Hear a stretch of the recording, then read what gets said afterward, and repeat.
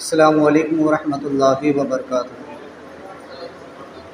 الحمدللہ نحمدہ ونستعینہ ونستغفرہ ونؤمن بہ ونعوذ باللہ من شرور انفسنا ومن سیئات اعمالنا من یہد اللہ فلا مضل له ومن یضلل فلا ہادی له ونشهد ان لا الہ الا اللہ وحدہ لا شریک له ونشهد ان سیدنا ومولانا محمدا عبدہ ورسولہ۔ فقد قال اللہ تبارک وتعالی فی القرآن المجید والفرقان الحمید۔ اعوذ باللہ من الشیطان الرجیم، بسم اللہ الرحمن الرحیم۔ وَأَهِدْنَا إِلَىٰ إِبْرَاهِيمَ وَإِسْمَاعِيلَ أَن طَهِّرَ بَيْتِيَ لِلطَّائِفِينَ وَالْعَاكِفِينَ وَالرُّكَّعِ السُّجُودِ۔ صدق اللہ العظیم وبلغنا رسولہ النبی الامین المکین الکریم، لمن الشاہدین والشاکرین والحمد للہ رب العالمین۔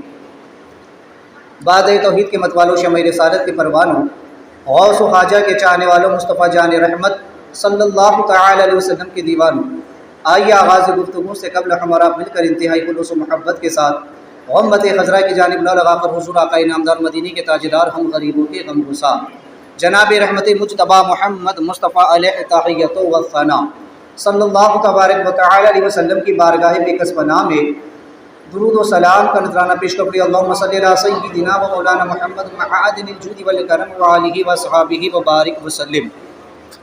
ایک مرتبہ پڑھ لیجیے، اللہم صلی علی سیدنا محمد صلاۃ تنجینا بہا من جمیع الاحوال والآفات وتقضی لنا بہا جمیع الحاجات وتطہرنا بہا من جمیع السیئات وترفعنا بها عندك على الدرجات وتبلغنا بأقصى الغايات من جميع الخيرات في الحياة بعد الممات إنك على كل شيء قدير۔ وصول برکت کے لیے مدد پڑے، اللهم صل صلاة كاملة وسلم سلاما تعما على سيدنا محمد الذي تنحل بالعقد وتنفرج بالكرب وتقضى بالحوائج وتنال بالرغائب وحسن الخواتم ويستسقى الغمام بوجهه الكريم وعلى آله وأصحابه في كل لمحة ونفس بعدد كل معلوم لك يا الله يا الله يا الله۔ میں نے آیت کریمہ کے ایک جز کی تلاوت کی۔ اللہ تعالی ارشاد فرماتا ہے، وَأَهِدْنَا إِلَىٰ إِبْرَاهِيمَ وَإِسْمَاعِيلَ وَأَن طَهِّرَ بَيْتِيَ لِلطَّائِفِينَ وَالْعَاكِفِينَ وَالرُّكَّعِ السُّجُودِ۔ چونکہ ہم اور آپ رمضان الکریم کے اس اخیر عشرے سے گزر رہے ہیں اور آج اس کا یہ چوتھا جمعہ ہے۔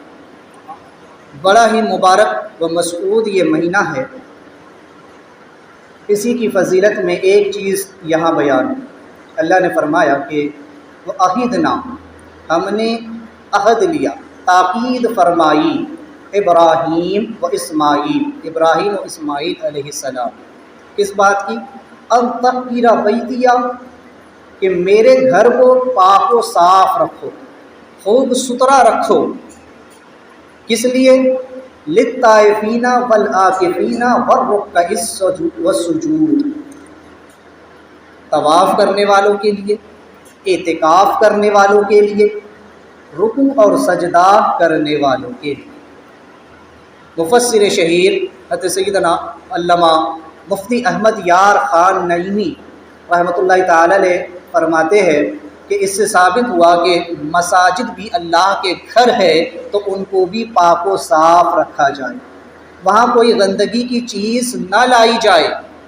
چونکہ طواف جو ہے تو یہ تو صرف خانہ کعبہ ہی کا ہو سکتا ہے، لیکن اعتکاف، رکوع اور سجود یہ مساجد میں بھی ہوتے ہیں۔ لہٰذا اعتکاف چونکہ یہ ایک پرانی عبادت ہے جو کہ حضرت سیدنا ابراہیم خلیل اللہ نبینا علیہ الصلوۃ والتسلیم کے دور مبارکہ میں بھی موجود تھی، کہ لوگ اللہ کے گھر کا طواف بھی کرتے، اس کے گھر کا اعتکاف بھی کرتے، وہاں نماز پڑھتے، یعنی رکوع و سجود بھی کیا کرتے۔ تو اعتکاف یہ ایک پرانی عبادت ہے، ایسا نہیں کہ یہ کوئی آج کی عبادت ہے، یہ صرف ہماری شریعت میں رہی ہے، بلکہ ہم سے پہلے جو شریعتیں گزری، حضرت سیدنا ابراہیم خلیل اللہ نبی علیہ الصلوۃ والسلام، اس وقت بھی یہ اعتکاف کی عبادت موجود تھی اور لوگ کیا بھی کرتے تھے۔ اسی لیے اللہ نے فرمایا کہ اعتکاف کرنے والوں کے لیے، نماز پڑھنے والوں کے لیے میرے گھر کو خوب پاک اور ستھرا رکھا جائے۔ اعتکاف کی بے شمار فضیلتیں دور حاضر میں ہم دیکھ رہے ہیں کہ لوگ اس عبادت سے غافل ہو چکے. لوگ چونکہ اعتکاف اگرچہ فرض کفایہ ہے، سنت کفایہ ہے، سنت موقدہ علی الکفایہ، اگر چند لوگوں نے بھی کر لیا تو سب بری ذمہ، لیکن اس سنت کو بھی ہم چھوڑ چکے. اعتکاف کا ایک لغوی معنی ہوتا ہے دھرنا دینا، یعنی کہ کسی بات کے لیے اڑ کر جم کر کے بیٹھ جانا کہ نہیں یہ کام جب تک نہیں ہوگا ہم اس جگہ سے نہیں ہٹ سکتے. جیسے ہم دیکھتے ہیں کہ دنیا دار لوگ اگر دنیاوی چند مسائل ہمارے سامنے آ جاتے ہیں تو کس طریقے سے لوگ ان مسائل کو حکومت سے حل کروانے کے لیے دھرنے دیتے ہیں. کوئی پولیس اسٹیشن کے سامنے دھرنا دیتا ہے، کوئی کلیکٹر آفس کے سامنے دھرنا دیتا ہے، کوئی سی ایم پی ایم وغیرہ کے یہاں اس کے گھر کے سامنے، اس کے آفس کے سامنے لوگ دھرنے دیتے ہیں. دھرنا کیا ہوتا ہے؟ وہ لوگ جا کر کے بیٹھ جاتے ہیں، ہم یہاں سے نہیں ہلیں گے، یہاں سے نہیں ہٹیں گے جب تک کہ ہمارے مسائل حل نہیں ہو جائے، ہماری مانگیں پوری نہ کر دی جائے، جو مقاصد لے کر کے ہم بیٹھے ان کو پورا نہ کر دیا جائے تب تک اس جگہ سے ہم نہیں ہلیں گے. وہ صرف ضرورت کے وقت وہاں سے اٹھ کر کے جاتے ہیں، انہیں اگر حاجت ہے پیشاب پاخانہ وغیرہ، بلکہ اکثر کھانا پینا بھی وہی کرتے ہیں. اعتکاف یہ ہے کہ لوگ ایک بندہ مومن اللہ تبارک و تعالیٰ کی خوشنودی کے لیے، اپنے رب کی رضا کے لیے اس کے گھر میں آ کر کے معتکف ہوتا ہے، اعتکاف کرتا ہے، ایک طرح سے دھرنا دیتا ہے. لیکن اس دنیاوی دھرنے میں اور اس شرعی اعتکاف میں جو زمین و آسمان کا فرق ہے اور اس کے درمیان جو تقابل ہے اس کی میں ایک جھلک آپ کے سامنے رکھوں تاکہ آپ جانیں کہ یہ اعتکاف کی اہمیت کیا ہے، اس کی فضیلت کیا ہے. آج اگر ہمارے دنیاوی مسائل حل نہیں ہوتے تو ہم کس طریقے سے جا کر جو کلیکٹر آفس کے سامنے، سی ایم پی ایم وغیرہ کے گھر کے یا آفس کے سامنے ہم دھرنے دیتے ہیں کہ ہمارا مقصد پورا ہو. کئی مقاصد لے کر کے ہم وہاں جا کر کے بیٹھ جاتے ہیں. مسلمان بھی ہوتے ہیں، ان کے اگر کوئی سروس کی لائن سے لگے ہوئے ہیں، جب ان کے مسائل حل نہیں ہوتے تو وہ دھرنے دیتے. کبھی بس چلانے والے ڈرائیور دھرنا دے دیتے ہماری تنخواہ بڑھائی جائے، کبھی ٹیچر حضرات، کبھی اور ڈاکٹر جو سرونٹ ہے، جو سرکاری ڈاکٹرز ہے. تو غرض کہ ہر کوئی اپنے پیشے کے تحت جب اس کے ساتھ ناانصافی ہوتی ہے تو وہ پورا ایک گروپ، ایک سنگٹن ہوتا ہے جو جا کر کے دھرنا دیتا. اب وہ کب دھرنا دیتے ہیں؟ جب انہیں کوئی مسئلہ درپیش آتا ہے، جب ان کے ساتھ کوئی ناانصافی ہوتی ہے تب وہ لوگ جا کر کے دھرنا دیتے، جا کر کے بیٹھ جاتے ہیں، ہمیں دھرنا دے.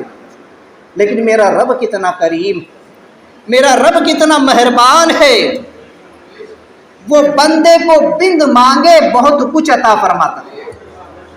بندے کو بن مانگے، یہ جو زندگی ہماری گزر رہی ہے نا، بہت سے اللہ کے احسان ہیں، ان احسانوں کا تو ہمیں احساس بھی نہیں ہے کہ رب نے ہم پر کتنا کرم فرمایا. اگر اس کی احسانوں کو گنا جائے تو انسان، روایتوں میں آتا ہے کہ اگر سارے درختوں کو قلم بنا لے اور تمام سمندروں کی روشنائی، پانی کو روشنائی بنائے اور ساتوں زمین و آسمان کو ورق بنا کر اللہ کے احسان کو گننا شروع کرے تب بھی اس کے قلم ٹوٹ سکتے ہیں، اس کی روشنائی ختم ہو سکتی ہے اور آگ بھر سکتے ہیں، لیکن رب کی نعمتیں ختم نہیں ہو سکتی. اللہ نے بندوں پر ایسی نعمتیں فرمائی، تبھی تو فرماتا ہے فَبِأَيِّ آلَاءِ رَبِّكُمَا تُكَذِّبَانِ، تم اپنے رب کی کس نعمت کو جھٹلاؤ. تو اس رب کریم نے بندوں کو بن مانگے بہت کچھ عطا فرمایا. اب کہتا ہے کہ بندے اب میری بارگاہ میں آ کر اعتکاف کر تو میں تجھے بے حساب عطا کروں. بن مانگے تو بہت کچھ دیا ہوں، اب مانگ کر دے تو بے حساب عطا کروں گا. تو یہاں دنیا دار لوگ اپنے سے جا کر دھرنا دیتے ہیں، یہاں رب تعالیٰ خود بلاتا ہے کہ آؤ اور آ کر میری بارگاہ میں اعتکاف کرو، میرے گھر میں اعتکاف کرو. دنیا دار لوگوں کا حال کیا؟ وہ جب دھرنا دینے کے لیے جاتے ہیں، جب دھرنا دیتے ہیں تو کاج بیٹھ کر دھرنا دیتے ہیں، باہر بیٹھ کر کے دیتے. اگر کلیکٹر کے یہاں دھرنا دینا ہے تو کلیکٹر آفس کے اندر جا کر کوئی نہیں بیٹھتا بلکہ باہر جا کر کے دھرنا دیتے. کسی کو سی ایم پی ایم کے یہاں جا کر دھرنا دینا ہے تو وہ اس کے گھر میں جا کر نہیں بیٹھ جاتا دھرنا دینے، ہم یہی تیرے گھر میں بیٹھے رہیں گے، بلکہ اس کے گھر کے باہر جو ہے تو بیٹھ کر کے لوگ دھرنا دیتے. لیکن اللہ تعالیٰ فرماتا ہے کہ نہیں، میرے گھر کے باہر نہیں، میرے گھر کے اندر آ کر کے بیٹھ، میرے گھر میں آ کر کے بیٹھ، اس لیے کہ میرے گھر میں آنے والا میرا مہمان ہے. تو رب معتکف کو مہمان بناتا ہے. اور یہ دنیا دار لوگوں کا حال ہے کہ جب ان کے یہاں دھرنا دیا جاتا ہے تو وہ سامنے والے کو حقارت کی نظر سے دیکھتے، کہاں سے آگے دھرنا دینے کے لیے بیٹھ گئے، آگے اپنی جو تو مسائل لے کر کے ہمارے سامنے. حکومت ان کے مسائل حل کرنا نہیں چاہتی، بلکہ ان کے دھرنا دینے سے حکومت کو خطرہ لاحق ہوتا ہے، حکومت میں خلبلی سی مچ جاتی ہے، انہیں ہوتا ہے کہ اب نہ جانیے اور کیا کیا مسئلے پیدا کر دے گی. تو وہ تو ان لوگوں کو حقارت کی نظر سے دیکھتے ہیں، لیکن میرا رب معتکف کو محبت کی نظر سے دیکھتا ہے، اعتکاف کرنے والے کو پیار کی نظر سے دیکھتا ہے، رحمت کی نظر سے دیکھتا ہے. یہاں پر ہوتا یہ ہے کہ یہ لوگ جو دنیا دار دھرنا دیتے ہیں اپنے کسی مسئلے کو حل کرنے کے لیے، تو کیا ہوتا ہے، کبھی کبھی ان کے اوپر لاٹھی چارج بھی کی جاتی ہے، پولیس کو بول کر کے کہ جاؤ ان کو جا کر لاٹھی چارج کرو، مارو پیٹو ان کو. لیکن رب تعالیٰ فرشتوں کو بھیج کر معتکف کا اکرام کرواتا ہے، اس کا احترام کرواتا ہے، اور فرماتا ہے کہ جاؤ جا کر کے میرے بندے کو سلام عرض کرو اور پوچھو کہ وہ کیا چاہتا ہے، اس کی رضا کیا ہے، وہ مجھ سے کیا مانگ رہا ہے. یہاں دنیا داروں کا حال یہ ہے کہ جب لوگ جب دھرنا دیتے ہیں کسی کے سامنے تو وہ اپنے گنڈوں کو ہی وہاں اندر بٹھا دیتے، چند لوگوں کہ جا کر کے وہاں کوئی ایسی حرکت کرنا کہ جس کی وجہ سے سب پر الزام آ جائے اور جو تو سب کی پٹائی اور دھلائی ہو جائے، تاکہ کسی طریقے سے یہ دھرنا ختم ہو جائے. لیکن اللہ تعالیٰ معتکف کے لیے کتنا احسان فرماتا ہے کہ اس مبارک مہینے میں شیطان جو سب سے بڑا گنڈا، اس کو قید کر دیا جاتا ہے کہ جو بندوں کو بہکائے گا، گمراہ کرے گا، اسے سب سے پہلے قید خانے میں ڈال دیا جاتا ہے. رمضان کے چاند نظر آتے ہی سرکش شیاطین کو قید کر دیا جاتا ہے تاکہ بندے رب تعالیٰ کی عبادت کا فریضہ انجام دے سکیں. وہاں تو گنڈے بٹھائے جاتے ہیں، وہاں کچھ لوگ اپنے اوپر آگ پانی ڈال جو تو راکیل ڈال کر پیٹرول ڈال کر اپنے آپ کو جلاتے کہ اگر ہماری مانگ پوری نہیں کی گئی، ہمارے مسائل حل نہیں ہوئے تو ہم اپنے آپ کو آگ لگا لیں گے. میرا رب فرماتا ہے کہ جو بندہ میرے گھر میں مہمان بنا ہے، جو میرا معتکف ہوا ہے، میں اسے یہ دنیاوی آگ تو بڑی دور ہے، میں اسے جہنم کی آگ سے بھی اتنا دور کر دوں گا کہ روایت میں آتا ہے کہ قیامت کے دن معتکف اور جہنم کے درمیان اللہ تعالیٰ 3 خندقیں حائل فرما دے گا جن کی مسافت مشرق سے لے کر مغرب تک کے ہو. اس کو جہنم سے، جہنم کی آگ سے اللہ تعالیٰ اس قدر دور رکھے گا. دنیا دار کا کیا حال ہوتا ہے جب لوگ دھرنا دیتے ہیں تو ہوتا یہ ہے کہ مسائل لے کر کے جاتے ہیں 10-20 مسائل، لیکن بڑی مشکل سے اس میں سے پاس ہوتے ہیں 2-4 مسائل. 10-20 مسائل لے کر جاؤ، بڑی مشکل سے 2-4 مسائل پاس ہوں گے اور جا کے دھرنا کینسل. لیکن میرا رب کیسا کریم، بندہ آتا ہے 10-20 مرادیں لے کر، بندہ آتا ہے چند مرادیں لے کر کے کہ اعتکاف میں بیٹھوں گا، رب کی عبادت کروں گا، رب سے فلاں چیز مانگوں گا، رب سے یہ مانگوں گا، وہ مانگوں گا. لیکن میرا رب جو وہ نہ مانگتا ہے اس سے بڑھ کر اس کو عطا فرما دیتا ہے، اس کو بے حساب عطا فرماتا ہے، اس پر بے حساب کرم فرماتا ہے. یہاں تک کہ روایتوں میں آتا ہے کہ جس شخص نے اخلاص اور ایمان کے ساتھ اعتکاف کیا، اللہ اس کے پچھلے گناہوں کو معاف فرما دیتا. روایتوں میں آتا ہے کہ جس نے اس ماہ مبارک کے اخیر عشرے کا 10 دن کا اعتکاف کیا، گویا ایسا ہے جیسے اس نے 2 حج اور 2 عمرے کر لی. اور بعض روایتوں میں بزرگان دین فرماتے ہیں کہ اللہ تعالیٰ معتکف کو ہر روز ایک حج کا ثواب عطا فرماتا ہے. ایسا کرم اللہ تعالیٰ معتکف پر فرماتا ہے. یہ دنیا دار کے جو ہے تو دھرنے ہیں کہ لوگ جب دھرنا دینے کے لیے بیٹھتے ہیں تو بیچاروں کی ضروریات جو ہے وہ ادھر ٹھپ پڑتی ہیں، ان کے کاروبار رک جاتے ہیں، ان کے معاملات بند پڑ جاتے ہیں، کوئی اس کا پرسان حال نہیں ہوتا اور حکومت اس کی بھرپائی بھی نہیں کرتی. ٹھیک ہے، اتنے دن جو ہے تو انہوں نے دھرنا دیا تو بلکہ ان کی پیمنٹ کاٹ دی جاتی کہ اتنے دن دھرنے پر رہے، ڈیوٹی پر نہیں آئے، اتنے دن کی پیمنٹ کاٹ. مسئلہ بھلی حل ہو بات الگ ہے، لیکن ان کی پیمنٹ کاٹ دی جاتی. میرا رب ایسا کریم ہے کہ بندہ جب اپنی دنیا چھوڑ کر اس کی بارگاہ میں آ کر بیٹھتا ہے تو رب تعالیٰ دنیا اس کے قدموں میں لا کر ڈال دیتا ہے. فرماتا ہے بندے تو نے دل سے دنیا نکالی، میں اسے تیرے قدموں میں لا کر کے ڈال دوں گا، تیری ساری ضروریات کو میں پورا کر دوں گا۔ رب تعالیٰ فرشتوں کے ذریعے اس کے کاموں کو پورا فرما دیتا ہے۔ فالمدبرات امرا، قسم ہے ان فرشتوں کی جو کاموں کی تدبیر کرتے رہتے ہیں۔ دنیا داروں کا حال، جب دھرنا دیا تو حکومت اپنی طرف سے ایک نمائندہ بھیجتی ہے، جاؤ جا کر کے پوچھ کر کے آؤ کیا مسئلہ ہے، کیا معاملہ ہے، اور جلدی اس کو سلٹا دو، ختم کرو۔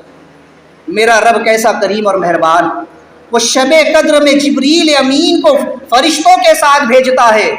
تنزل الملائکۃ والروح، اس رات میں فرشتے اترتے ہیں، جبریل امین اترتے ہیں، چونکہ معتکف مسجد میں ہی ہوتا ہے، رب کی عبادت میں مصروف ہوتا ہے۔ میرا رب فرماتا ہے جاؤ اس رات عبادت کرنے والوں سے مصافحہ کرو اور پوچھو وہ اپنے رب سے کیا چاہتے ہیں، اپنے رب سے وہ کیا مانگ رہے ہیں، ان کی کیا کیا مراد ہے، میں اپنے بندوں کی ہر حاجت کو پورا کر دوں۔ تو وہ فرشتوں کے ذریعے، روح الامین کے ذریعے، جبریل امین کے ذریعے اپنے بندوں کا اکرام فرماتا ہے، ان کو عزت عطا فرماتا ہے۔ آ کر کے جبریل السلام اس بندے سے مصافحہ کرتے ہیں، اس کو سلام کہتے، سلام ہی حتی مطلع الفجر، یہ وہ رات ہے کہ جس میں سلامتی ہوتی ہے۔ فرشتے آ کر کے اعتکاف کرنے والوں کو، عبادت کرنے والوں کو، تلاوت قرآن کرنے والوں کو، نماز پڑھنے والوں کو فرشتے سلام کرتے ہیں، سلام علیکہ، سلام علیکہ، تمہارے رب کا تم پر سلام، تمہارے رب کا سلام، سلام قولا من رب رحیم، تمہارے رحیم رب کا، کریم رب کا تم پر سلام ہو۔ فرشتے آ کر کے سلام کرتے ہیں۔ یا تو دھرنا دینے والوں کو کوئی پوچھنے والا نہیں ہوتا، یا میرا رب فرشتوں کے ذریعے اپنے بندوں کی حاجتوں کو طلب فرماتا ہے، ایسا کرم فرماتا ہے۔ تو غرض کی یہ دنیاوی دھرنے ہیں جو ہم اپنی ضرورتوں کے لیے دیتے، کہ ہماری جو تو مانگیں پوری کی جائے، ہماری پگار بڑھائی جائے، ہمارے فلاں مسائل حل کیے جائے، ہماری فلاں پریشانی کو ختم کر دیا جائے، یہ چیز ٹیکس ہٹائے جائے، کیے جائے، تو لوگ اس کے لیے تو وقت نکال لیتے ہیں۔ لیکن کتنے افسوس کی بات ہے کہ وہ ایسا اعتکاف کہ جس میں رب تعالیٰ بندے پر بے حد کرم فرماتا ہے، مہربانیاں فرماتا ہے، لطف و التفات فرماتا ہے، ہم اس سنت مبارکہ کو چھوڑ بیٹھے۔ جو رب ہماری دنیا اور دین دونوں کو سنوارتا ہے، اس رب سے ہم بھول بیٹھے ہیں، ہم اس رب سے بھولے ہو بیٹھے ہیں، اس کو چھوڑ بیٹھے ہیں۔ اس کی بارگاہ میں آ کر اعتکاف کرو، اس کی بارگاہ میں جھک کر کے دیکھو، وہ فرماتا ہے بندے تو دل سے دنیا کو نکال، میں دنیا تیرے قدموں میں لا کر کے ڈال دوں، اور اگر تو دنیا کو جیب میں لے کر کے گھومے گا تو پھر تیرے دل سے میں ایمان کی حلاوت کو کم کر دوں۔ آج حال یہی ہے، آج ہم چاہتے ہیں کہ ہماری جیبیں بھری رہے اور ہمارے پیٹ بھی بھرے رہے، بھلے ہی ہمارے دل نور معرفت سے، معرفت الہی سے، اللہ و رسول کے عشق سے اور اسلام کی محبت سے خالی ہو چکے۔ کتنے افسوس کا مقام ہے۔ تو ایک ایسی عبادت جو بڑی پرانی عبادت ہے، جس کا ذکر اللہ تعالیٰ نے فرمایا اور قصہ فرمایا، وہ ابراہیم علیہ السلام کہ جو ابو الانبیاء کہلاتے ہیں، جو انبیاء کے باپ کہلاتے ہیں، جو مرسل رسول ہے، ان سے کہا جا رہا ہے وَعَهِدْنَا إِلَىٰ إِبْرَاهِيمَ وَإِسْمَاعِيلَ أَن طَهِّرَ بَيْتِي لِلطَّائِفِينَ وَالْعَاكِفِينَ وَالرُّكَّعِ السُّجُودِ، کہ ابراہیم میں تاکید کرتا ہوں، تمہیں حکم دیتا ہوں کہ میرا گھر پاک و صاف رکھو ان لوگوں کے لیے جو آ کر کے طواف کرتے ہیں، اعتکاف کرتے ہیں، رکوع اور سجود کرتے ہیں۔ پتہ چلا کہ مساجد کو پاک رکھنا یہ سنت انبیاء، مساجد میں کسی قسم کی گندگی رہو اور مساجد میں اعتکاف کرنا یہ بھی سنت انبیاء، بلکہ پرانی سنت ہے، اور پرانے نبیوں کی اور پرانی امتوں کی بھی جو یہ سنت رہی ہے، صرف ہم ہی پر نہیں۔ لیکن آج کتنے افسوس کا مقام ہے کہ بس ہم یہ کہہ کر کے گزر جاتے ہیں سنت موقعہ علی الکفایہ ہے، چند لوگوں نے کر لیا، سب بری ذمہ ہو گئے۔ یہی حال تراویح کے متعلق بھی ہوتا ہے کہ تراویح کی نماز بولے سنت موقعہ علی الکفایہ، ٹھیک ہے، سنت موقعہ علی الکفایہ کا مطلب ہوتا ہے چند لوگوں نے ادا کر لیا تو سب پر یہ ذمہ ہو گئے، کسی نے نہ کیا تو سب گناہگار۔ لیکن ایک چیز سمجھ لیں، یہ سمجھ کر کہ سنت موقعہ علی الکفایہ ہے، دوسرا کر لے گا، مجھے کیا ضرورت ہے، میں نہ بھی کروں تو کیا فرق پڑتا ہے، تو یاد رکھو یہ ایک طرح کی گمراہی ہے، یہ ایک طرح کی گمراہی ہے، اس لیے کہ سنت موقعہ علی الکفایہ یعنی کہ جس نے مستحب عمل کو چھوڑا، یا پہلے تو ایک چیز سمجھ لے، جس نے سنت کو ہلکا جانا، بعض علماء فرماتے وہ کافر ہو گیا۔ جس نے یہ ہلکا جانا، ارے سنت ہی تو ہے چھوڑ دو، تو اگر سنت کو ہلکا جانا اور سنت کی تحقیر، اس کی تذلیل کرنا مقصود ہے تو اسی وقت کافر ہو گیا۔ اور علماء فرماتے ہیں کہ جس نے مستحب عمل کو چھوڑا تو اللہ تعالیٰ اس سے سنتوں کی حلاوت چھین لے گا۔ ایک وقت آئے گا کہ وہ سنت کو بھی چھوڑ بیٹھے گا، اور جس نے سنت کو چھوڑا وہ سنت موقدہ کو بھی چھوڑ بیٹھے گا، جس نے سنت موقدہ کو چھوڑا وہ واجب کو چھوڑ بیٹھے گا، اور جس نے واجب کو چھوڑا وہ ایک دن فرض بھی چھوڑ بیٹھے گا، اور جس نے فرض چھوڑا ایک دن وہ اپنا دین بھی چھوڑ بیٹھے گا اور اسلام کو سلام کر بیٹھے گا۔ اسی لیے ہمارے بزرگوں نے ایک سے ایک چھوٹی سی چھوٹی سنت پر عمل کیا ہے۔ صحابہ اکرام کا معمول یہ تھا کہ حضور کی ایک ایک سنت کو اپنی زندگی میں ڈھالنے کی بھرپور کوشش کرتے تھے، یہاں تک کہ روایتوں میں آتا ہے کہ آقا کریم صلی اللہ علیہ وسلم جب اپنی مانگ میں مانگ نکالتے اپنی زلفوں کے درمیان سے، تو صحابہ اس سنت کو ادا کرنے کے لیے اپنی مانگ میں جو ہے تو یہاں تک کہ داغ دے دیا کرتے تاکہ بال جو تو سائڈ سے برابر رہ سکے اور جو تو سنت ہماری ادا ہو جائے۔ اس طرح سے صحابہ نے حضور کی ایک ایک سنت کو زندہ رکھا ہے، حضور کی ایک ایک سنت پر عمل کیا، اور جس نے سنت پر عمل کیا، جس نے سنت کا احترام کیا، پھر وہ جو ہے تو سنت موقدہ پہ بھی عمل کرے گا، واجب کو بھی عمل میں لائے گا، فرض کو بھی عمل میں لائے گا، اس کا دین بھی سلامت رہے گا، اس کا اسلام بھی مکمل رہے گا۔ کیونکہ جب بندہ ایک چیز کو چھوڑتا ہے تو دھیرے دھیرے وہ ایک ایک چیز کو چھوڑتا چلا جاتا ہے۔ شیطان اس کے دل میں ڈالتا ہے، ارے مستحب عمل تو ہے، نہ بھی کرے تو کیا، وہ چھوڑ دیا اس نے جماعت۔ اب جب تراویح چھوٹی تو ظاہر سی بات ہے عشاء کی نماز تو فرض ہے، اور وہ تو فرض ہے، اس کی جماعت کے لیے مسجد میں حاضر ہونا واجب، تو چھوٹا کہ نہیں، واجب بھی چھوٹا، اور جس نے تراویح چھوڑی اس طرح کل پڑھ بعد میں پڑھ لے کوئی ضرورت، اس کا فرض بھی چھوٹتا ہے۔ ایسے لوگوں کو دیکھا جاتا ہے کہ وہ عشاء بھی چھوڑ بیٹھتے ہیں، تو سنت چھوڑا تو واجب بھی چھوٹا، مسجد کی حاضری واجب تھی وہ بھی چھوٹی، اور فرض عشاء کی نماز فرض تھی وہ بھی چھوٹی۔ تو دیکھا آپ نے ایک سنت کو چھوڑنے کا نتیجہ یہ نکلا کہ انسان فرائض تک کو چھوڑ بیٹھتا ہے اور پھر اپنے دین سے دور ہو جاتا ہے، اور وہ وقت آتا ہے کہ پھر بے دین ہو کر کے رہ جاتا ہے۔ تو یہ بڑی بری لعنت ہے۔ اسی لیے ہمارے اسلاف نے ایک ایک ادب پر عمل کیا ہے۔ حضرت سیدنا جنید بغدادی رحمۃ اللہ علیہ سے کسی نے پوچھا کہ جنید تمہیں یہ مقام کیسے ملا؟ کہا کہ میں نے شریعت کے ایک ایک ادب کو، ایک ایک حکم کو، ایک ایک سنت کو اپنی زندگی میں اپنایا ہے، اور قسم خدا کی مرتے وقت تک ایک سنت بھی نہ چھوڑوں گا۔ یہ ہمارے اسلاف کا کردار کہ انہوں نے ایک ایک مستحب عمل بھی، سنتوں کو بھی ایسے زندہ رکھا، تب جا کر یہ دین ہم تک پہنچا۔ یہ ان کی قربانیوں کا صلہ ہے، اور آج ہم دھڑلے سے کہہ دیتے ارے سنت موقدہ للکفایہ۔ آج یہ اعتکاف کی سنت ایسی عظیم سنت جس سے آج ہر کوئی غافل ہو چکا ہے، لوگ سمجھتے بس کچھ نہیں، بیٹھا نہیں بیٹھے چل جائے گا، ایسی سنت کو چھوڑ بیٹھے ہیں، اپنے رب کو ہم چھوڑ بیٹھے ہیں۔ یہ وہ وقت ہے کہ اس کے لیے بارگاہ میں حاضر ہو جائے بندہ اور اپنے گناہوں سے معافی چاہے، ساری امت کے لیے دعائیں کرے، اپنے رب کو راضی کرے، تو پھر کیوں کرنا اس کی دنیا کو اللہ تعالیٰ سنوارے گا اور اس کی آخرت کو سنوارے گا۔ لیکن اس مبارک و مسعود مہینے میں ہم کس قدر سنتوں کو بھی چھوڑ، جبکہ یہ وہ مہینہ ہے جس کے بارے میں کہا گیا کہ جس نے اس مہینے میں ایک نفل ادا کیا ایسے ہے جیسے اس نے اور دنوں میں فرض ادا کیا۔ جس نے اس مہینے میں ایک فرض ادا کیا وہ ایسا ہے جس نے اور مہینوں میں 70 فرض ادا کیا۔ اب سوچیں کہ تراویح سنت موقدہ ہے، جس نے اس مہینے میں اس کو ادا کیا تو اللہ اس کو کتنا ثواب عطا فرمائے گا، جس نے اعتکاف کیا اللہ اس کو کتنا ثواب عطا فرمائے گا، جس نے تلاوت قرآن کی، نمازیں پڑھی، نوافل پڑھے، ذکر و اذکار کیے، تسبیح و تحلیل کی، اللہ کیسا اجر و ثواب اس کو عطا فرمائے۔ لیکن ہم تو اس مہینے کی عظمت سے ہی غافل ہو بیٹھے ہیں۔ اس مہینے کی عظمت کیا ہے اور اس مہینے کا احترام نہ کرنے کا وبال کیا ہے، میں اس کی ایک مثال آپ کے سامنے رکھتا ہوں، ایک روایت کے ذریعے، اور کوئی پرانی بات نہیں بلکہ دور حاضر کی مثال میں آپ کے سامنے رکھتا ہوں، جو آج سب کے سامنے ہے، سب دیکھ رہے ہیں، وہ مثال میں آپ کے سامنے رکھوں گا کہ آج لوگوں نے رمضان جیسے مہینے کا جب احترام نہ کیا تو پھر کیا اس کا انجام نکلا۔ اس سے پہلے ایک روایت کو سنیں، ایک حدیث پاک کا مفہوم میں آپ کے سامنے رکھوں۔ پہلے اعتکاف کی ایک بات میں اور آپ کو بتا دوں کہ اعتکاف یہ جو اس مبارک مہینے کی ایک عظیم عبادت ہے جس کو ہم چھوڑ بیٹھے ہیں۔ میں آپ کو پرانے زمانے کی ایک بات چونکہ اچانک ذہن میں آ گئی وہ آپ کو یاد دلا دوں، بتا دیتا ہوں۔ پچھلے انبیاء علیہ السلام کے زمانے میں ایک نبی کا زمانہ ایسا بھی گزرا، اگر ہم اوراق کی گردانی کریں تاریخ کی تو پتہ چلتا ہے کہ ایک نبی علیہ السلام راستے سے گزر رہے تھے، تو انہوں نے ایک بوڑھی عورت کو دیکھا کہ جو رو رہی ہے، زاروں قطار ہو رہی ہے۔ پوچھا کہ اے مائی تو کیوں رو رہی ہے؟ اے ماں تجھے کس چیز نے تکلیف دی، کس وجہ سے تو رو رہی ہے؟ کہنے لگی کہ کیا بتاؤں، میرے بیٹے کا انتقال ہو، میں اپنے بیٹے کے غم میں رو رہی ہوں۔ کہا کہ اچھا تیرے بیٹے کی عمر کیا تھی؟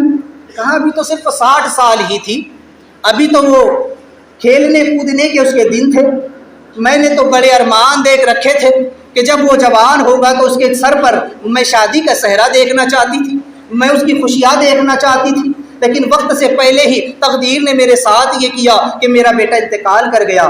آپ نے کہا کہ تیرے بیٹے کی عمر 60 سال تھی اور اس کا انتقال ہو؟ کہا ہاں۔ کہا کہ میں تجھے اس سے زیادہ تعجب خیز بات نہ بتاؤں، اس سے بھی زیادہ حیرت انگیز بات نہ بتاؤں؟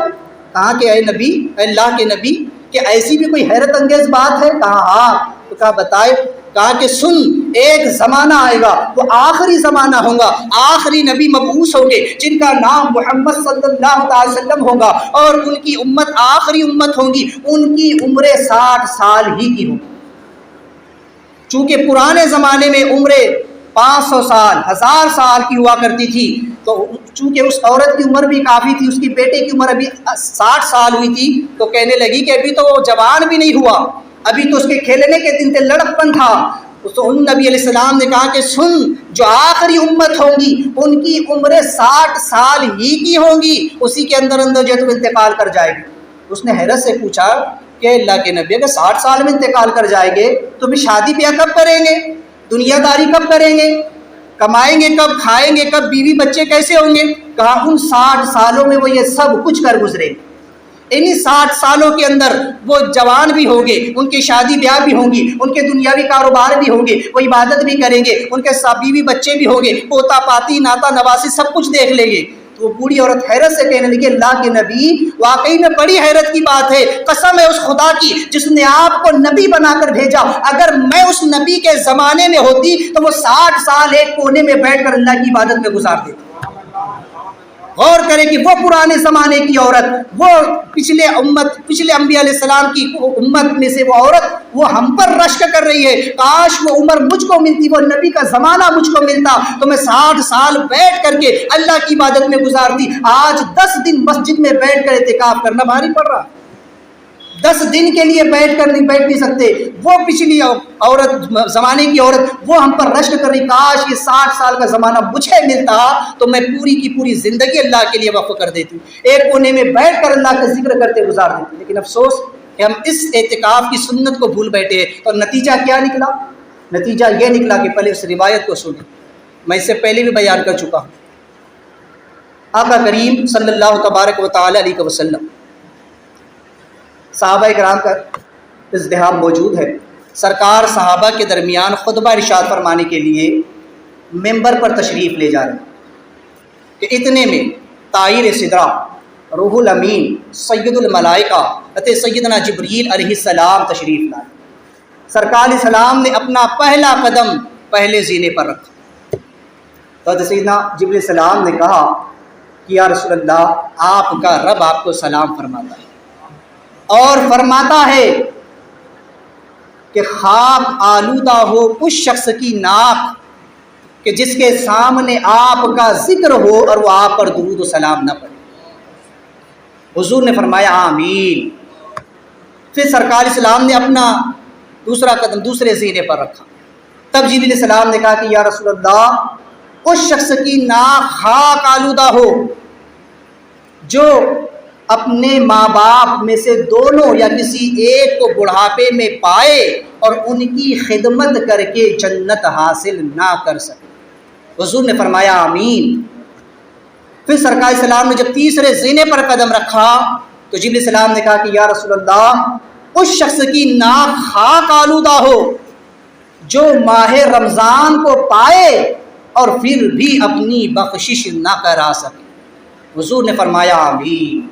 اللہ اکبر۔ اب یہ روایت ہمارے سامنے، یہ حدیث پاک کا مفہوم میں آپ کے سامنے رکھوں۔ اب اس کی ذرا ایک ہلکی سی تشریح دیکھتے ہیں۔ جبریل علیہ السلام جو تمام فرشتوں کے سردار اور تمام فرشتوں کے رسول ہیں، اور یہ وہ فرشتہ ہے کہ جو انبیاء علیہ السلام کی بارگاہ میں وحی الہی لے کر کے اتر ہے، جن کی ہر بات خدا کا کلام ہوتی ہے، خدا کی وحی ہوتی ہے۔ اور حضور نبی کریم رؤوف الرحیم صلی اللہ علیہ وسلم جو تمام نبیوں کے سردار، تمام رسولوں کے سردار، بعد از خدا بزرگ، تو یہ قصہ مختصر کہ خدائے بزرگ و برتر کے بعد اگر کوئی ہے تو وہ آقا کریم صلی اللہ تعالی وسلم۔ اور تیسرا مقام کہ سرکار خطبہ ارشاد فرمانے کے لیے ممبر پر چڑھ رہے ہیں۔ علماء فرماتے ہیں کہ جب خطیب خطبہ کے لیے ممبر پر چڑھے، یہ وہ وقت ہوتا ہے کہ جب دعا مانگی جائے تو اللہ اسے قبول فرماتا ہے۔ تو یاد رکھیں، مطلب آیت ایک چیز میں بتا دوں کہ اس وقت دعا ہاتھ اٹھا کر نہ مانگے اور نہ ہی زبان کو حرکت دے، صرف دل کے دل میں اللہ کی بارگاہ میں عرض کرے۔ ہاتھ اٹھانا اور زبان سے دعا کرنا یہ منع خطبہ کے وقت، تو چونکہ اس وقت دعا کی قبولیت کا وقت ہوتا ہے۔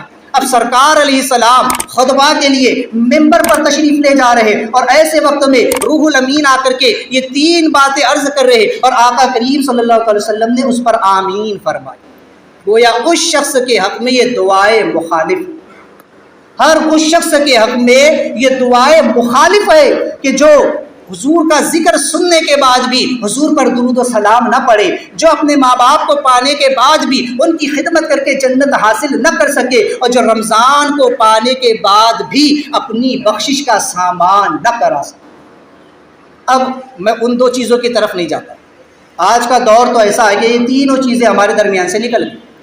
آج تو لوگوں کا حال یہ ہے کہ اب درود و سلام تو دور کی بات، فرائض واجبات سب چھوڑ بیٹھے، آتے بھی ہے تو بس کب امام صاحب سلام پھیرے ایک پاؤں مسجد کے بعد، بس لوگوں کو چاہیے کہ آخری سب میں جگہ ملے، ادھر امام نے سلام پھیرا اور ادھر پاؤں مسجد کے باہر نکلا۔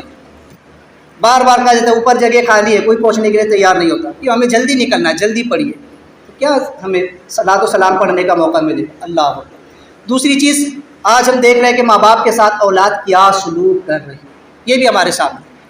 اور تیسری چیز رمضان، جس پر مجھے بات کرنی کہ رمضان کا یہ بابرکت مہینہ، یہ عظمت والا مہینہ، یہ فضیلت والا مہینہ، جس کے بارے میں بے شمار فضیلتیں آئی ہیں، جس کا ذکر اللہ نے قرآن میں فرمایا ہے۔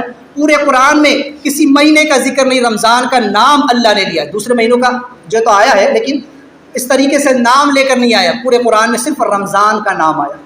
ایسا فضیلت والا مہینہ جس کی تعریف، جس کی فضیلت حضور علیہ الصلوۃ والسلام نے احادیث کریمہ میں بیان فرمائی۔ اس مبارک مہینے کے آنے سے پہلے آقا کریم صلی اللہ علیہ وسلم نے صحابہ کے درمیان کھڑے ہو کر ایک رفیس، ایک طویل خطبہ ارشاد فرمایا، جس میں رمضان کی فضیلت اور اس کی اہمیت و افادیت کو حضور نے بیان فرمایا۔ اور اس پر ہم بارہا سنتے رہتے ہیں، سن بھی چکے ہیں، لیکن اتنا سن چکے ہیں کہ سن کے سن ہو گئے۔ اب کوئی اثر ہم پر نہیں ہوتا کہ کیسا بابرکت مہینہ ہے جس میں رحمتیں، برکتیں، مغفرتیں، محبتیں، چاہتیں اللہ سب کچھ ڈھیل دیتا ہے، جس کا پہلا اشرا رحمت، دوسرا جو ہے تو مغفرت، اور تیسرا جہنم سے آزادی کا۔ ایسا مبارک و مسعود مہینہ، اس کی ہم نے قدر نہیں۔ یہ وہ بابرکت مہینہ ہے، آج سے اگر چند سالوں پہلے، کئی سال پہلے کے اگر ہم دیکھیں، جو پرانے بوڑھے بزرگ ہیں ان سے پوچھو کہ جب رمضان آتا تو ایک عجیب سی کیفیت ہوتی تھی، ایک عجیب سی رونق ہوا کرتی تھی، اور جب رمضان جاتا تو محسوس ہوتا تھا، لوگ اپنے ماتے کی آنکھوں سے محسوس کرتے تھے کہ رمضان کے آنے کی خوشی کیا ہوتی ہے اور جانے کا غم کیا ہوتا تھا، رمضان کے آنے کی رونق کیا ہوتی تھی اور جانے سے کیسے جو ہے تو لوگوں کے درمیان ماحول پیدا ہوتا تھا۔ وہ ایک زمانہ تھا کہ جب برکتوں کو لوگ اپنی ماتے کی آنکھوں سے دیکھتے تھے۔ آج دور یہ ہے کہ رمضان کب آتا ہے اور کب جاتا ہے خبر نہیں ہوتی، آج دیکھتے ہی دیکھتے 22 رمضان ہو چکی ہے، لیکن دیکھیں کب رمضان آیا، کب رمضان جا رہا ہے، کسی کو جو ہے تو احساس نہیں، خبر نہیں، بلکہ لوگ کہتے رہے رمضان اتنی جلدی روزے گزر گئے۔ کیوں؟ برکتیں اٹھا لی گئی۔ وہ دور تھا کہ لوگ مخلص تھے، اللہ کی عبادت کرتے تھے تو اتنی برکت ہوتی تھی کہ لوگوں کو اس کا سرور، اس کی کیفیت محسوس ہوتی تھی، وہ روزیوں میں برکتیں دیکھتے تھے، وہ ہر چیز میں برکت کا اپنی آنکھوں سے مشاہدہ کرتے تھے۔ آج کا دور ہے کہ انسان مادیت پرست ہو چکا ہے، انسان سوشل میڈیا میں گھر چکا ہے، اب وہ چاہتا ہے جلد سے جلد اس سے جو تم باہر نکلے، جلد رمضان جائے، عید کی خوشیاں آئے، پھر سے ہم آزاد ہو جائے۔ ارے کہے تو شیطان ہوتا ہے، لیکن افسوس کہ مسلمان मुसलमान तू किस बात से आज़ाद होना चाहता है? तू रमज़ान से आज़ाद होना चाहता है। कितने अफसोस की बात है, वो मुबारक महीना जो तेरी मग़फ़िरत के लिए आया, जो तेरी बख्शिश के लिए आया, तू इसी से उकता गया। तू कहता है कब जल्दी से जाए, कब ईद आए, कब ईद की मैं खुशियाँ मनाऊँ। अल्लाह अकबर कबीरा, हमने इस महीने का अदब व एहतराम न किया, हमने इस महीने की ताज़ीम नहीं की, तकरीम नहीं की। मैंने इससे कबल भी कहा था कि रमज़ान वो बाबरकत महीना है और कुरान तिलावत कुरान वो है कि तरावी वो है कि क़यामत के दिन दोनों भी आएंगे और अल्लाह की बारगाह में बंदे के लिए सिफारिश करेंगे, उसकी शफाअत करेंगे।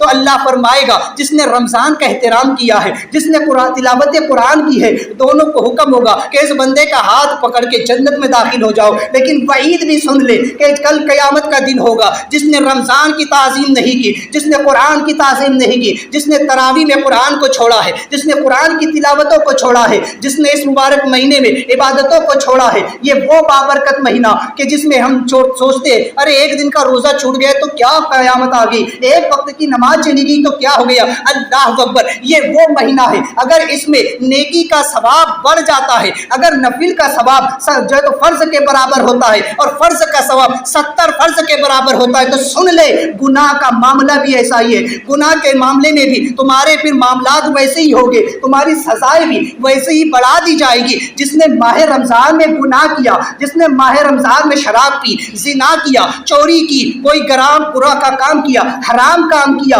तो उसका अजाब भी दुगना होगा, उसका अजाब भी बढ़ाया जाएगा। अल्लाह अकबर कबीरा, ये वो महीना है कि लोग समझते हैं कि सिर्फ नेकियों का सवाब बढ़ता है। अरे सुन लो, गुनाह का अजाब भी बढ़ता है। जैसा गुनाह करोगे वैसा फिर अजाब भी दुगना होगा। लोग समझते हैं रोज़ा छोड़ा कोई गुनाह नहीं किया, नमाज छोड़ दी कोई गुनाह नहीं किया। अरे नमाज एक वक्त की छोड़ देना, रोज़ा एक वक्त का बिला उज़्र शरई छोड़ देना, ये बहुत बड़ा गुनाह है। ये रमज़ान की तौहीन है, ये रमज़ान का एहतराम नहीं है।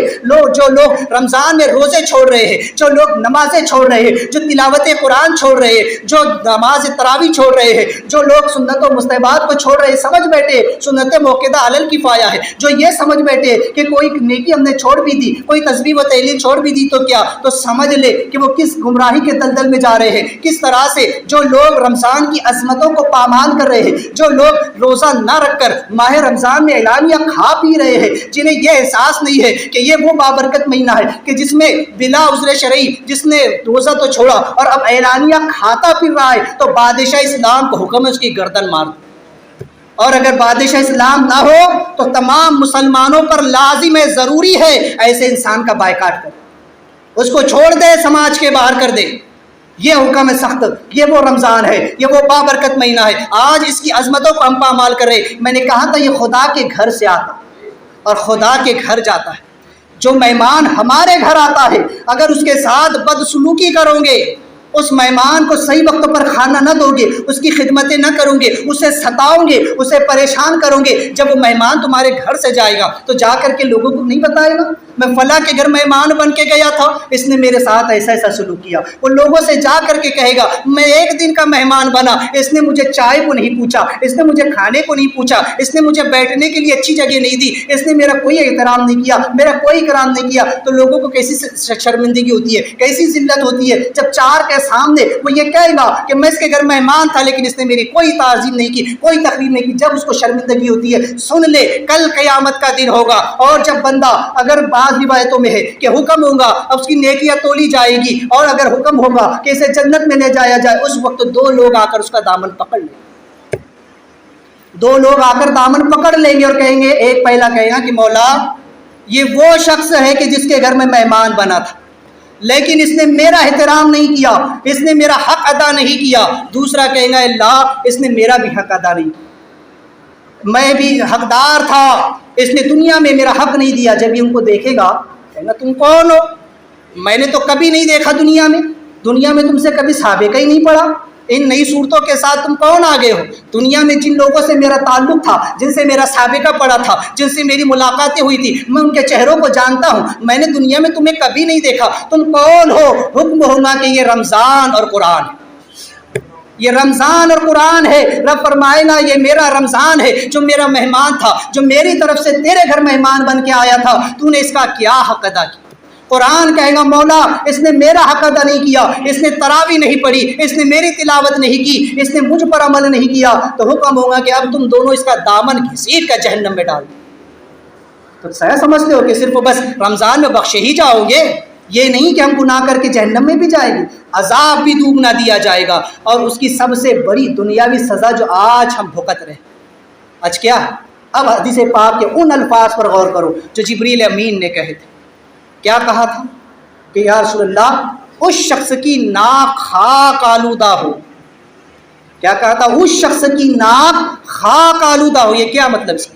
یہ ایک محاورہ ہے، اور اس کا مطلب یہ ہے کہ وہ شخص ذلیل و رسوا ہو، کیونکہ ناک ہم بولتے ہیں نا کہ کیا ناک لگا رہا، یا کس کی ناک جو تو مٹی مل گئی، یعنی کہ عزت، ناک سے مراد عزت ہے، اور خاک میں ملنے سے مراد اس عزت کا برباد ہو جانا، اس عزت کا ذلیل ہو جانا ہے، اس عزت دار کا بے عزت ہو جانا ہے۔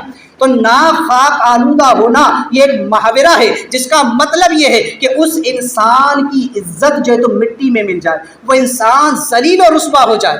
اب اس کی جو دنیاوی مثال، دنیاوی سزا آج ملی، اور جو مثال آج ہمارے سامنے موجود ہے اور پورا سماج، پورا مسلم معاشرہ اس کو دیکھ رہا ہے، وہ کیا ہے؟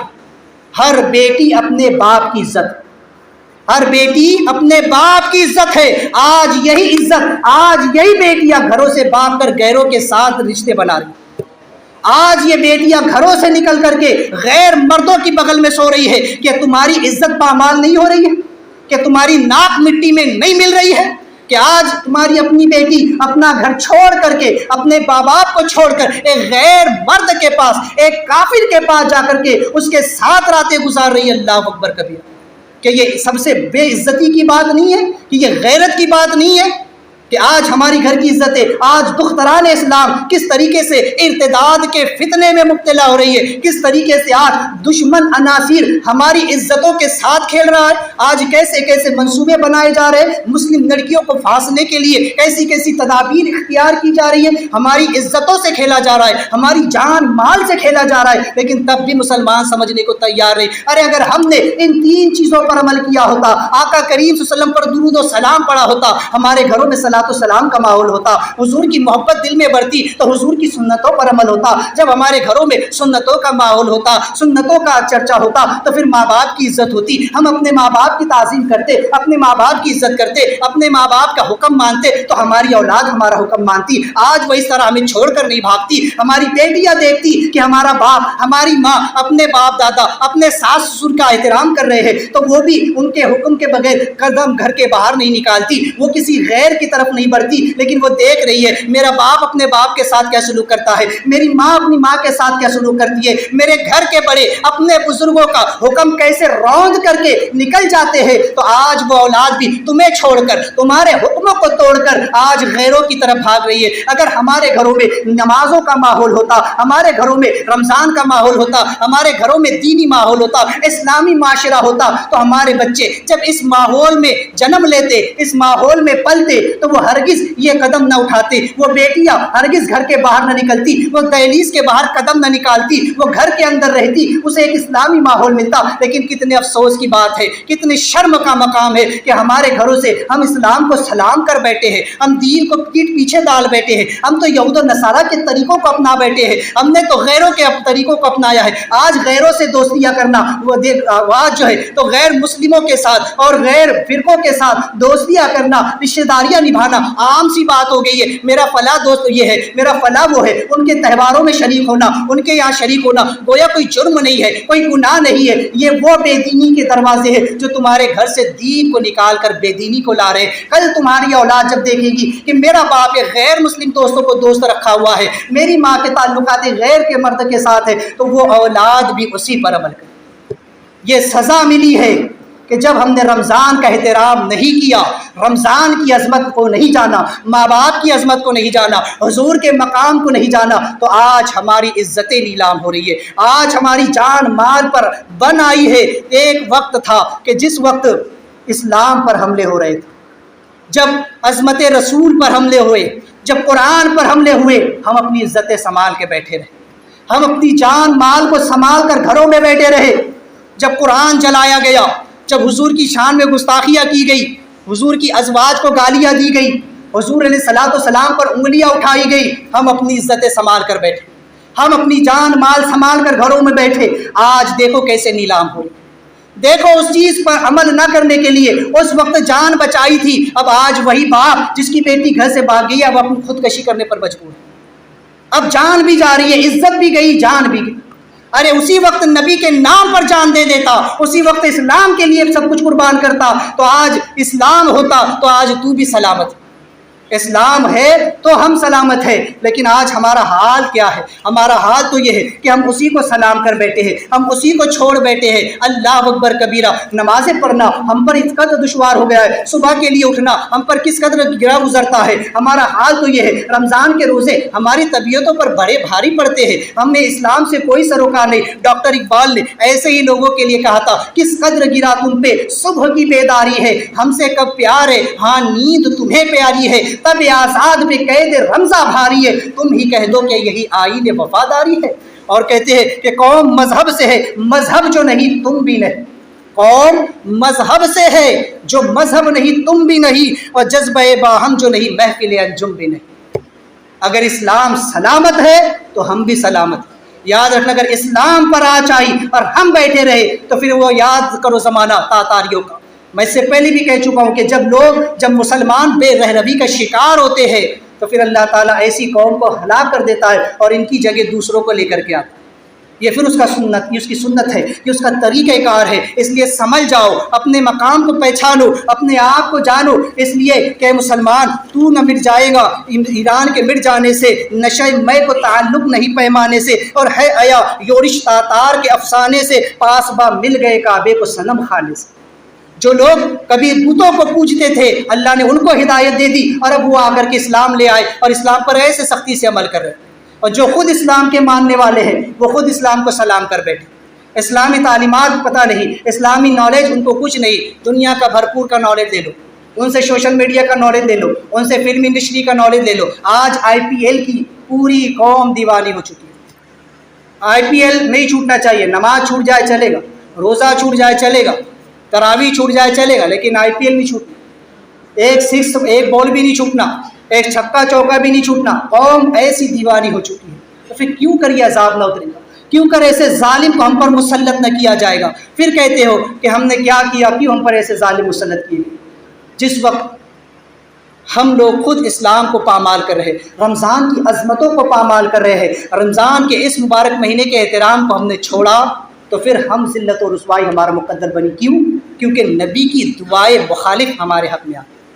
نبی نے ان لوگوں کے لیے دعائیں مخالف کی کہ تباہ ہو جائے، جبریل علیہ السلام نے کہا برباد ہو جائے، ذلیل ہو جائے، رسوا ہو جائے وہ شخص جو حضور کا نام سن کر سلام نہ پڑھے، جو ماں باپ کو پا کر بھی جنت حاصل نہ کرے، جو رمضان پا کر بھی بخشش نہ کرا سکے۔ اس مبارک مہینے میں ہم نے اپنی کوئی بخشش نہیں کروائی، اس کو بھی لہو و لعب میں گزارا، دن بھی جو ہے تو اسی طرح کھیل کود میں، اور رات بھی سونے میں یوں ہی گزار دی۔ لوگ راتوں کو بھی جاگ رہے ہیں تو بس ہم لگے ہوئے کھیل کود کے اندر۔ دن لہو میں کھونا تجھے، شب صبح تک سونا تجھے، شرم نبی خوف خدا یہ بھی نہیں وہ بھی نہیں۔ یہ حال ہے ہمارا۔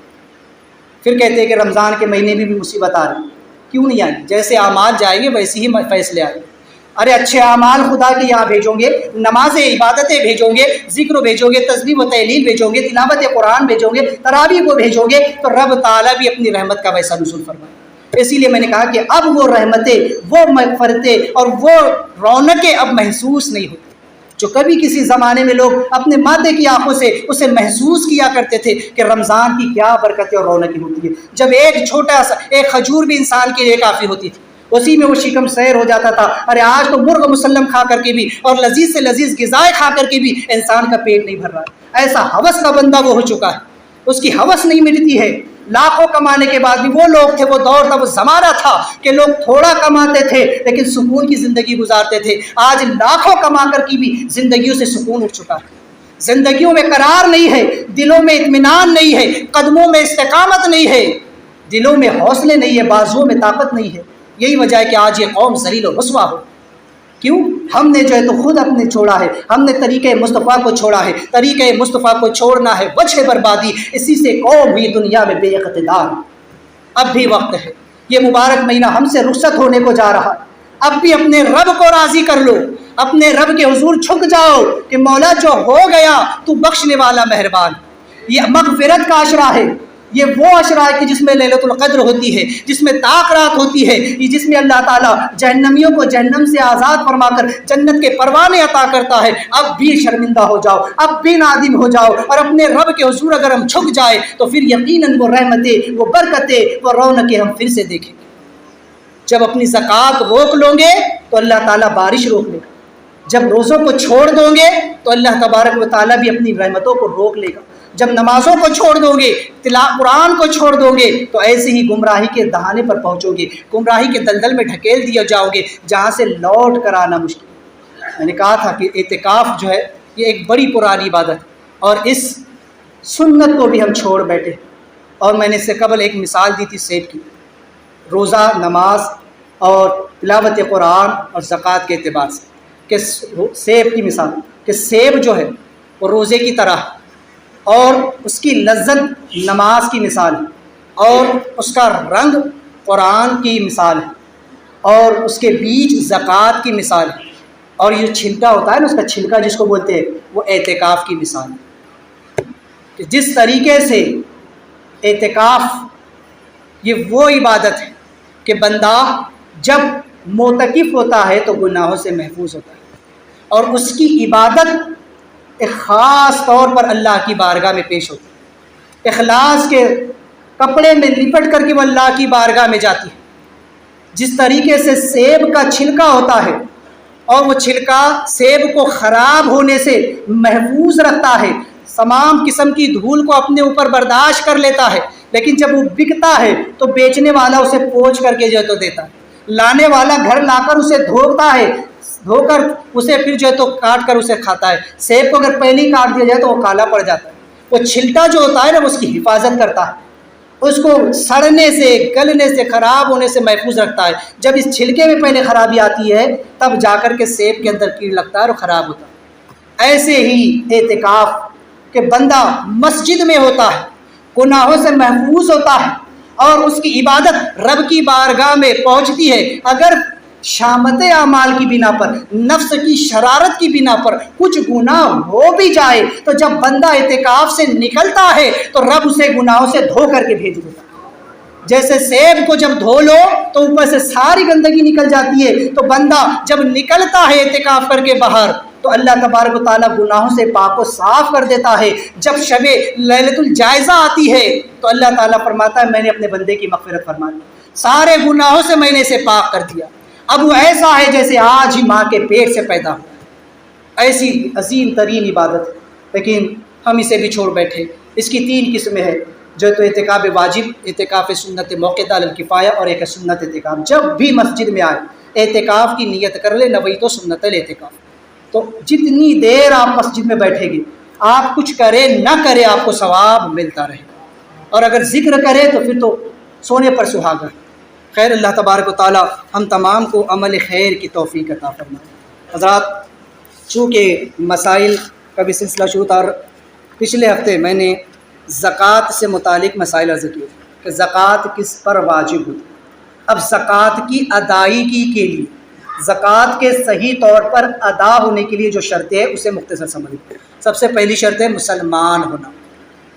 کافر کا زکوٰۃ دینا صحیح نہیں۔ اگر کوئی کافر، کوئی بد دین، بد مذہب، بد عقیدہ، کوئی گستاخ زکوٰۃ دے تو اس کی زکوٰۃ ادا نہیں ہوگی، کیونکہ میں بارہ کہتا ہوں تمام احکام ایمان والوں کے لیے، بے ایمان کے لیے کچھ نہیں۔ آج کفار وہ بھی روزہ رکھتے ہیں جس کو وہ پاس بولتے ہیں۔ آج کئی غیر مسلم ہیں، کچھ کے بارے میں ہم سنتے ہیں کہ وہ بھی نماز پڑھتے ہیں، وہ کہتے ہیں نماز پڑھو، وہ کچھ اچھے کام بھی کر لیتے ہیں، تو ان کی یہ عبادات کا حال ہے عاملۃ الناصبہ تصلیٰ نار الحامیہ، کوئی اس کا رزق نہیں آنے والا۔ بلکہ بعض علماء فرماتے ہیں کہ اللہ تعالیٰ ان کے کچھ اچھے کاموں کی جو ہے تو جزا ان کو دنیا میں کسی صورت میں دے دیتا ہے، لیکن آخرت میں ان کا کوئی حصہ نہیں۔ تو سب احکام ایمان والوں، زکوٰۃ کی ادائیگی کے لیے پہلی شرط ہے مسلمان۔ مسلمان اگر زکوٰۃ دے تو صحیح ہے، کوئی کافر زکوٰۃ دے، بد مذہب زکوٰۃ دے، وہابی دیوبندی زکوٰۃ دے، اس کی زکوٰۃ ادا نہیں ہوتی۔ دوسرا ہے عاقل ہونا، یعنی عقل، ہوش و حواس ٹھکانے پر ہو۔ کوئی پاگل ہے اگر وہ زکوٰۃ دے، اس کے مال سے زکوٰۃ دے تو صحیح نہیں ہے۔ اسی طریقے سے بالغ ہونا، نابالغ کی بھی زکوٰۃ صحیح نہیں ہے. اگر کوئی نابالغ بچہ ہے اس کے پاس رقم ہے وہ زکوٰۃ دے تو بھی صحیح نہیں ہے. زکوٰۃ دیتے وقت یا کل مال سے زکوٰۃ کا مال علیحدہ کرتے وقت زکوٰۃ کی نیت کرنا یہ بھی ضروری. آپ اگر کسی کو زکوٰۃ دے رہے یا پھر یہ کرے کہ اپنا جو اصل مال ایک مثال دے رہے 1 لاکھ روپیہ ہے کل رقم، اس میں سے 2500 روپیے زکوٰۃ کی نیت سے آپ نے ایک طرف نکال دی. اب آپ اگر کسی کو یہ کہہ کر کے دے رہے کہ بھئی عیدی کے طور پہ دے رہا ہوں، انعام کے طور پہ دے رہا ہوں، مدد کے طور پر دے رہا ہوں، ایسے ہی دے رہا ہوں، خوشی سے دے رہا ہوں، کچھ بھی کہہ کر دے زبان سے تو وہ جائز ہے. اس لیے کہ آپ نے دل میں نیت زکوٰۃ کی. اصل اعتبار نیت میں دل کا ہوتا ہے، زبان میں. تو زکوٰۃ دیتے وقت دل میں نیت ہو، بھلے ہی زبان سے آپ جو چاہے کہہ کر کے دیں. اسی طرح جس شخص کو زکوٰۃ دی جائے اس کو اس کا مالک بنانا، اس کو قبضہ دے دینا. یعنی کہ اگر آپ کسی کو زکوٰۃ کا مال دے رہے ہیں کہ یہ لو، تو اس کو پیسے دے دینا. کسی نے اب کسی پر ادھار آ رہا، بولے کہ اسی میں کٹا لو زکوٰۃ، وہ زکوٰۃ ادا نہیں ہوگی.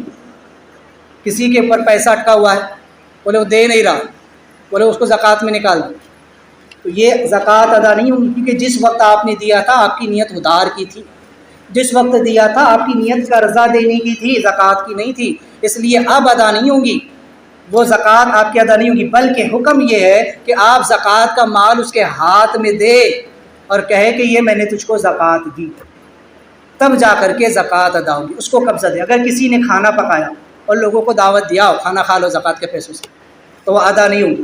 ہاں کھانا اس کے ہاتھ میں دے دے، جو چاہے کرے، لے جا اپنی مرضی سے کھا کھلا کچھ بھی کر تو ادا ہو جائے. زکوٰۃ کے پیسوں سے آپ نے کپڑے خرید کر دے دیے، کوئی چیز دے دی، تو اس کو اگر قبضہ دے دیا تو ادا ہو گئی. اگر قبضہ نہیں دیا، کسی کو کہا کہ ٹھیک ہے وہ میرا ایک مکان ہے 1 مہینے کے واسطے تو اس میں رہ لے، بھاڑا مت دینا، میں زکوٰۃ میں کٹا دوں، وہ ادا نہیں ہوگی. کیونکہ آپ نے اسے اس گھر کی منفعت، اس گھر کے نفع کا مالک بنایا، اصل مال کا، تو زکوٰۃ ادا نہیں ہوگی. اس لیے اس چیز کا قبضہ اس کو دینا ضروری ہے. اور زکوٰۃ کا مال کس کو دیا جائے، اب اس کی تفصیل کہ زکوٰۃ کے مال جو ہے تو جن لوگوں کو دیا جائے اس کے حقدار کون ہے، تو اس کا ذکر قرآن نے بھی جو تو کیا ہے کہ وہ کون لوگ ہیں کہ جن کو زکوٰۃ دی جائے. سب سے پہلا فقیر وہ کہ جس کے پاس ایک وقت کے کھانے کا موجود ہو اور ایک وقت کا انتظام نہ ہو، ہے نا، تو وہ فقیر ہے وہ شخص. یا یہ کہ جس شخص کے پاس کچھ مال و اسباب ہو لیکن بقدر نصاب نہ ہو، یا بقدر نصاب تو ہو مگر وہ حاجت اصلی سے زائد نہ ہو یا بڑھنے والا نہ ہو، تو ایسا شخص جو ہے تو فقیر ہے، اس کو آپ زکوٰۃ دے سکتے ہیں. مسکین وہ شخص کہ جس کے پاس کچھ نہ ہو حتیٰ کہ ایک وقت کا کھانا بھی موجود نہ ہو، اس کو بھی زکوٰۃ دینا صحیح ہے. فقیر کو سوال کرنا حرام ہے. اگر اس کے پاس حاجت اصلیہ کے مطابق کچھ موجود ہے یا ایک وقت کا بھی موجود ہے تو اس کو سوال کرنا جائز نہیں. آج کل لوگ مساجد میں آ کر کے سوال کرتے ہیں اپنی ذات کے لیے. بارہا کہا جاتا ہے، مسئلہ میں کئی بار بتا چکا، پھر بتاتا ہوں، رمضان میں اکثر ہوتا ہے، میں بیمار ہوں، میرا آپریشن ہے، نہ میری بچی کی شادی ہے، نہ یہ. تو یاد رکھو، جو شخص مسجد میں کھڑے ہو کر اپنی ذات کے لیے مانگے گا وہ حرام.